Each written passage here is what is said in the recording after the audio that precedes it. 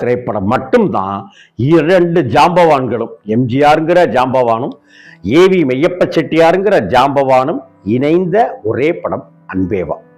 இதுலதான் அந்த பாட்டு இருக்கே, உதய சூரியனின் பார்வையிலே உலகம் விழித்து கொண்ட வேளையிலே அப்படின்னு.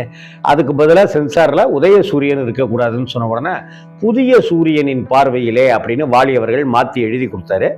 ஆனால் உதட்டசைவில் உதய சூரியன் இருக்கும், ஆனால் ரெக்கார்டிங்கில் இப்போ டிஎம்எஸ் புதிய சூரியனின் பார்வையிலே அப்படின்னு பாடியிருப்பாருங்கிறதெல்லாம் நமக்கு தெரிந்த வரலாறு.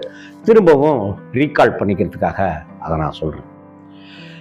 ஏவிஎம் தயாரிப்புல அன்பேவா எம்ஜிஆர் நடிச்சார் இல்லையா, எம்ஜிஆர் சரோஜாதேவி நடிச்சாங்க இல்லையா. இது என் படமே இல்லைங்க, ஒரு எம்ஜிஆர் படமாவே இல்லை அப்படின்னு எம்ஜிஆர் சொன்னார் இல்லையா.